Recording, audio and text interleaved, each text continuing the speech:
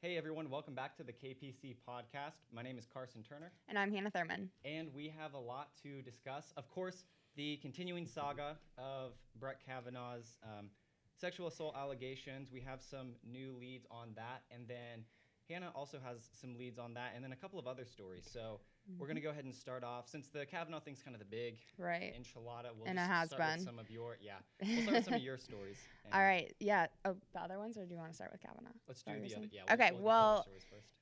Keith Ellison is also under fire for domestic violence of his ex-girlfriend.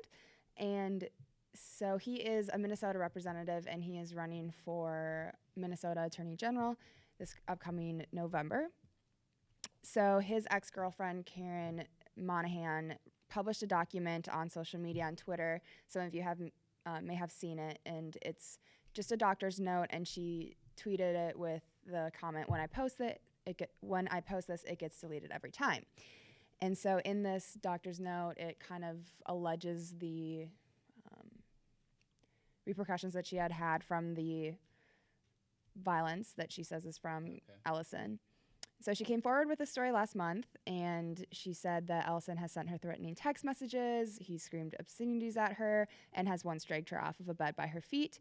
Ellison, of course, has denied all these allegations, saying that he's never behaved this way, as does every man when an allegation comes forward. Mm-hmm. And he also did not acknowledge that he was ever in a relationship with this woman. So she says she's the ex-girlfriend. And she also says that she has a video of him attacking her, but she's declined to release that footage, saying that's too traumatic. She also said that she has nothing to prove to anyone. She's sharing her story. People can believe it or not. And then she said that she doesn't want to share share the video because it is traumatic to her. Her son has seen it. He's the one that kind of put the story forward, and she verified it. But since I'm from Minnesota, I chose the story because I thought it was really interesting, especially since Ellison is running for Minnesota Attorney General. So, and Minnesota has always been blue, so I think that might be something to think about for this election. So he's a Democrat running? Yes. Yep. Okay. Yeah. So we'll see. I'll have to follow that one and that's going to be interesting to see what those leads are, because I feel like that. I mean, a medical record and a video, which, I mean, obviously she probably won't upload that on like YouTube or whatever. Right. But I mean, turning that into local authorities for an investigation would that be the best option? I agree. Yeah. Actually, have this guy go to jail for assaulting. Well, and this comes after. I can never remember his name. He was on SNL, but he was a Minnesota representative. Al Franken. Al Franken. Oh, yeah. Yeah. That picture that he had of that girl. Yeah, he resigned. He stepped down right away. So. I don't know. We'll see. We'll have to see. What else you got?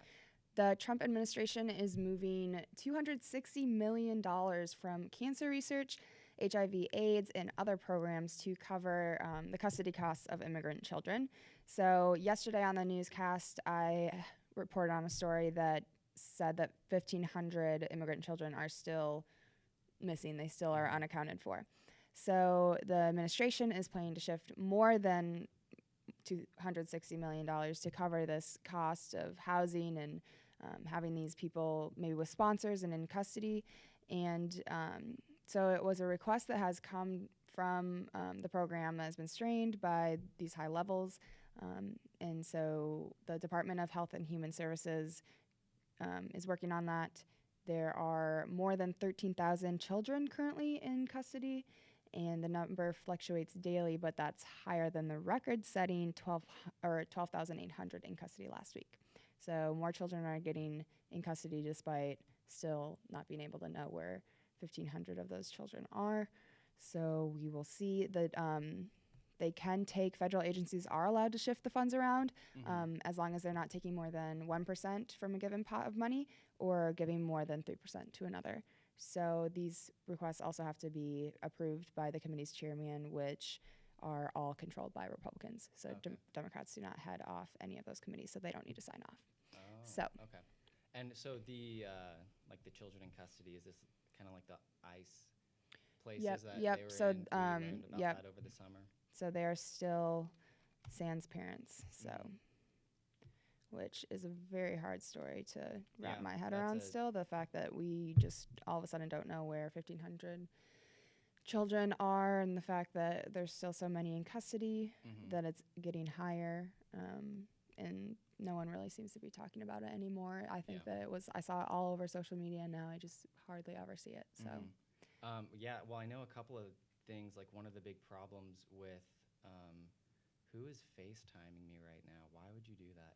One of the problems with, like, people crossing the border, human trafficking is a big issue. So a large chunk of these children probably that are missing probably are mixed in something, like that, which is terrible. And another thing too, I read a study where they looked at 10,000 children that were in these, ICE. I keep wanting to say ice boxes, but that's a refrigerator. But these ICE containment centers, and every 12,000 kids that are there, 10,000 of them are brought over across the border by someone that is not their parent. So since human trafficking is a big problem, a lot of these people, this happens in Mexico, then they take their child because, if you cross the border and you have a child, the chances of you getting amnesty are a lot higher. And so there's that. And then also there are cases where parents will just like give their kids to a stranger because they don't want to go to America. So they're like, yeah, here you go. Here's my kid. So it's like, it's really tough to try to, one, you don't really know who these kids are because you have no documentation of them.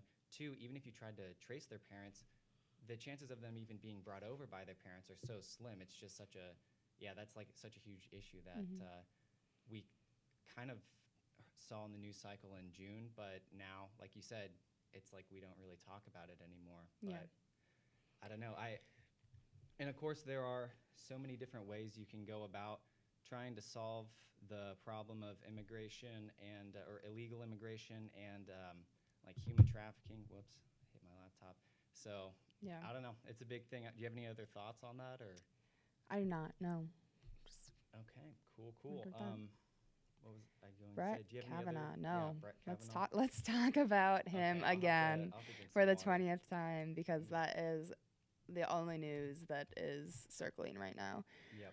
So on the Senate Judiciary Chairman Chuck Grassley has set the deadline for Christine Blasey's Ford's legal team to respond to his request of coming to the committee to speak. So 10 a.m. tomorrow, Friday, is the deadline.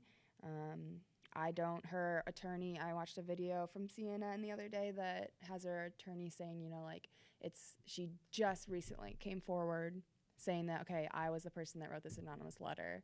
She's getting all this backlash, I'm assuming she's getting threats and hate mail and terrible things sent to her.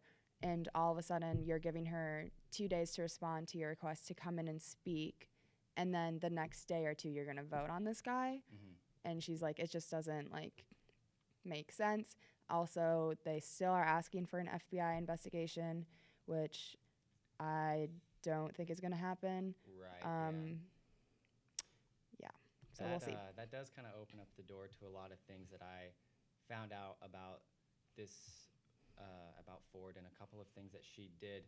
I mean, the overall timing of this scenario really made me question not necessarily the legitimacy of what happened, but if she, because a couple weeks ago when we first heard the story, we were like, why would she start talking about this? It's kind of weird how she starts talking about this right before he is about to, be anointed. It's kind of a coincidence. But then, like you said, there was the petition where over 60 women who knew Brett Kavanaugh personally said he would never do anything like this. Not only that, but 2 women who dated him throughout college and high school, they said he would never do anything like this. I mean, we knew him as a very respectable man, stuff like that. But, and as of today, another person who was allegedly at the party said that Kavanaugh wasn't even there, like the party she's, alluding to. And then her parents, I did not know about this, but Brett Kavanaugh's mom was a judge in like a local county, and his mom was a deciding factor on ending oh God, what's it called? It's in my notes buried somewhere, but I don't want to have to dig through it. A foreclosure of property by the woman, what's her name, Ford, her parents. They were trying to buy property. Brett Kavanaugh's mom ruled against it. So it's like they already have kind of a history of disliking each other. And the thing about like the FBI investigation that makes me kind of wonder, I mean, we talked about this last week. The FBI has a history of doing things very bad. They're really terrible at their job because, I'm trying to think. Okay, so like in February, whenever we looked at the Parkland shooting, there were the FBI had records of this shooter. They knew he was a threat, and they didn't do anything about it. That's pretty incompetent for a huge government faction. And then we talk about the Russia collusion case. It's gone on for over 2 years. Last week, we get this huge lead where we find out that Google was, and this isn't illegal, but they were literally meddling in swing states to try to get Latinos to vote. And if you look at voter demographics, they overwhelmingly vote Latino. And those emails leaked. But the FBI, again, they just looked the other way. They didn't do anything about it. So I think the reason they want the FBI to investigate, it's because they know the FBI is not, they're against Trump. And that's not me just making a crazy allegation or accusation, because we saw leaked text messages from the FBI where they're like, we can't get Trump in office. Trump supporters, they're really stupid, stuff like that. So I feel like that's why they want to do an FBI investigation instead of her, do a hearing in court. But and even this one girl who was friends with, I keep forgetting her last name, Ford. She was on CNN last night, and she was like, yeah, there's like a lot of sexual assaults that happened, whenever we were in high school. Then the, what's his name, Acosta, he said, okay, well, what about Kavanaugh? And she was like, oh, he wouldn't do that. So it's like, is the mainstream media trying to push this story for the purpose of the midterms coming up? I don't really know, but I did learn in ethics today, like right before coming here, that there are a lot of cases where journalists, they'll get in this stage where they're so focused on a story, they lose track of reality because they just need this story to get done. And I feel like that's something that's happening. But I don't know, I'll let you respond. I've been talking for a very long time. Yeah, well, for starters, I think that just because Senator Feinstein had been sitting on this letter for months before she released it does not mean that Ford's accusations are any less viable. Right. I also think that looking into like a woman's past just because to find things that would make her not trustworthy or not credible is kind of a way that people have always, our society kind of always goes after the woman after an accusation, or instead of looking into the actual problem. I think that she probably feels like she could let this accusation slide. What had happened, she wanted to put it behind her. She wanted to let it go. Mm-hmm. She tried her best. And now that he is in a position of one of the highest powers in the United States, she's freaking out. And I mean, this man has so much power to get so many things through, especially women's things like abortion and contraception and things like that. And so now this is probably why she came forward finally. It's a 36-year-old allegation, but I think that the Senate Judiciary Committee is the one that needs to go through it, and they need to really, it's an allegation despite if it happened yesterday or if it happened years ago. They need to look through it. They need to really dig deep, think about it. I also think that having a student come forward that was at that party at the time saying that he wasn't even there, how does he know that that was even the party that she was alleging the incident happened at? Since it happened so long ago, I doubt that he remembers that. But I think it's frustrating for me because I'm assuming you understand that I've kind of swung a little bit on this, because when we first saw it, I was like, why would they release it right before his vote? But now, as I've been following it more, I think I lost my train of thought. I think it's frustrating that, we can look, no, I lost it again. Well, I don't know what I was going to say, but I think it was just on the basis of, we can listen to these people come forward and say how great Kavanaugh is as a person. He would never do that. And we don't have any problem believing them right away. But when Ford comes forward with this allegation, everyone attacks her and attacks the Democratic Party, saying that this is they're playing, they're moving their, they want something to happen where Kavanaugh wouldn't get elected or nominated. So Yeah, and that's a very fair argument and look on that too. And I didn't mention this, but another thing too, she did mention this case in 2012 during a couples therapy session. But again, she didn't list names. She didn't say like, but now this man, he's very popular now. But she did say when I was in high school, there was this party I went to and this thing happened.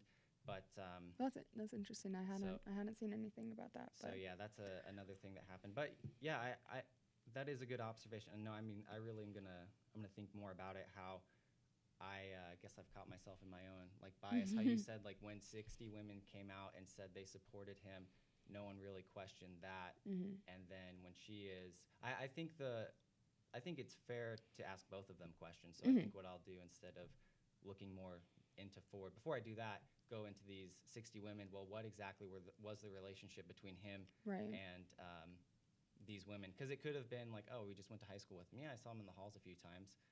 So that's a fair lead. So there we go. But yeah, this story will develop even more because it feels like this is all we've been talking about for the past 2 weeks. But I'm just ready for it to be over. We'll see if she'll respond to the deadline, and we'll probably by next week we'll have a definitive answer as to what happens. Yeah, I'm very eager to see what the results are tomorrow. I mean, of course, if it turns out he assaulted her, I'm all for having him out. I'm kind of indifferent on Kavanaugh. I'm not a huge fan, but I'm also like, I don't hate him or anything like that. But if he assaulted her, I don't think he should be in there. Even though it was something that happened over 30 years ago, still I don't think someone like that should be representing our court. Even though another thing to consider too is like how young they were. If it was high school and they were 14, but if they were adults, that's a much different story. But still, in the same sense, someone who has acted like that. Well, right. And a lot of people say like it was years ago, like they were teenagers as an excuse, but like they use that as a reason why we shouldn't think about this and we shouldn't have him out of the office because it's just he has never faced repercussions for this incident if it happened. And now just because it's 36 years down the road doesn't mean that it can't it go to it's kind of the same thing with like a murder. If they find out about a murder 50 years later, they're not going to go, oh well, the time expired, so we'll let you go. Well, there is like I can't even remember the word, but after a certain time you can't. I'm literally learning about this in my First Amendment class right now. But after a certain time, you can't bring a case to court if it I didn't know outlives that. like a certain amount of time. Huh. Which I always heard about on Law and Order, so I knew it before, but now I cannot remember what it is called. So that's all right. We're not lawyers. We're journalists. But oh well, yeah. So, I was gonna also say, so say it turns out this case never happened. Do you think she should suffer repercussions because of it, or what if she, made the whole story up? What do you think should happen? Yeah, well, I don't think we're ever gonna get a complete answer. It's really a he said, she said. Yeah. Hypothetically, if we found information that undoubtedly proved that she was lying about this, I think that she'll, I mean, that's been a lot of things with like rape, false rape allegations that people have been serving time or facing repercussions. I doubt that she would like ever serve time or like go to court for that. But do you think that we'll see? Like a woman lies about a case like that and someone is the accuser. I absolutely think if a woman brings a false allegation about sexual assault or rape or anything, it needs to be accounted for and she needs to face repercussions because that just lessens the credibility of any other woman that comes forward that has gone through that. While simultaneously undermining actual rapes that are happening. And any movement going forward for awareness to those problems, we would just take steps back because people, a lot of times men, I feel like hear a case like that and they focus on that and they say, well, women lie all the time. She's probably lying. And then they're going to use that as an excuse to not believe anyone else, which I don't like very much. Yeah. But I mean, it's interesting to see the huge differences between, like how men and women will react to these cases. And I don't know. It's interesting to actually hash those ideas out and then go, okay, yeah, we're coming from two completely different perspectives, and we both, well, obviously there's no right or wrong answer yet because the hearing hasn't happened, but it's like we both have credible arguments, and if you don't look at the other one, then you're not going to actually find an answer. You're just going to keep living in your little bubble. And so, yeah, I think it's good that there are now multiple angles to look at, and yeah, I mean, we weren't super prepared for this podcast, and I thought it was Are we ever, really though? bad, but like this was a really good episode. So like we got a lot done, super productive. So good. Is there anything else you want to talk about? No, that's all I had for today. Awesome. So folks, once again, thanks for tuning in to this episode of the KPC podcast. Join us next Wednesday when we have our regular KPC News broadcast.